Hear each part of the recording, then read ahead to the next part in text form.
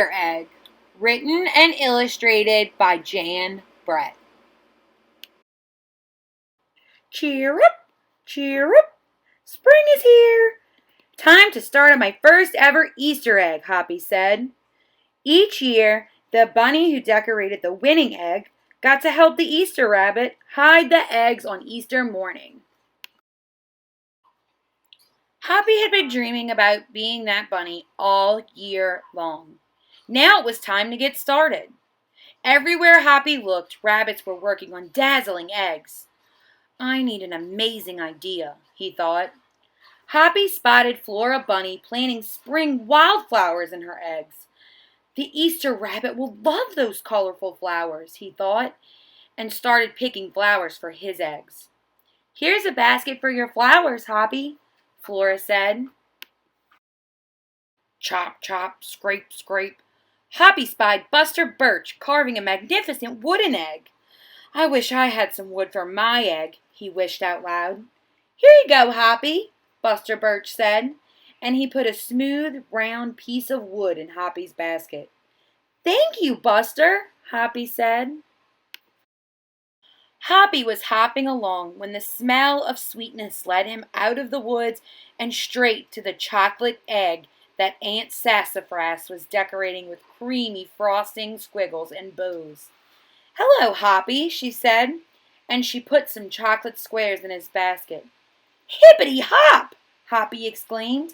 I'll make the Easter rabbit a chocolate egg so sweet it will make his whiskers tingle. Then Hoppy saw Granny Irene decorating one of her fabulous story eggs. First, she traced a design on the egg with a special tool. Then, she dipped the egg in pots of yellow, green, orange, and red dye, adding to the design each time. Hoppy couldn't believe his eyes. I'll never make an egg that beautiful, he told Granny Irene. She smiled. Try, she said, giving him one of her special tools. Hoppy was hopping by Hans Vander Rabbit's garden when he spotted an extraordinary egg.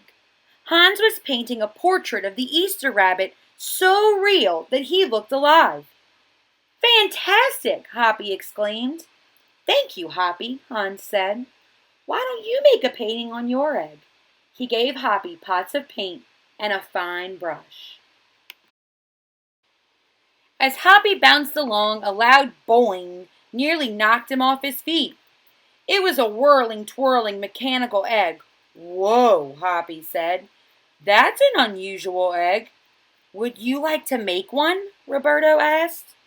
Hoppy tried hard, but the harder he tried, the more parts and pieces piled up around him. Thank you, Roberto, he sighed, but I think I better make an egg that is right for me. Hoppy hopped back to the woods and lay down under a tall tree to think. Making a beautiful egg is harder than I imagined, he thought. I guess I don't have to win. I just want to make an egg that I'm proud of. Suddenly, the woods rang with the squawking of birds sounding an alarm. Mother Robin swooped down, calling wildly as if she couldn't decide where to go. An egg had tumbled out of Mother Robin's nest. Inside the perfect blue egg was a baby robin that needed its mother to keep it warm until it hatched. Hoppy knew what he had to do. He sat down carefully and covered the blue egg with his soft, warm fur. I'll take care of you the best I can, he whispered. Relieved, Mother Robin chirped and settled down on her other two eggs. Hoppy never left the robin's egg. If it was sunny and warm, he carefully turned the egg in its nest of moss. If it was rainy and cold, he kept the egg covered and dry. At night, wild animals passed by. Hoppy crouched down and stayed hidden in the ferns. Often, he heard strange noises coming from above, but Hoppy didn't run away. Every day, the rabbits worked on their eggs. Tadpoles turned into frogs, buds swelled into leaves, and Easter came closer and closer. Finally, it was time for the rabbits to take their eggs to the glen. They had forgotten all about Hoppy, who was quietly sitting on the blue egg under the tall tree in the woods. Early the next morning, the rabbits waited for the Easter rabbit. Suddenly, a beautiful wagon rolled toward them out of the mist and stopped. The Easter bunny stepped down from the wagon and admired the decorated eggs, one by one. "You have brought me the most beautiful eggs in the world, but a very special one is not here," he told them. The rabbits were puzzled. Whose egg could it be? "Fill my wagon with your wonderful eggs," he said. "When I return, I will show it to you." And he disappeared into the woods. He came back with Hoppy, looking scruffy and bedraggled.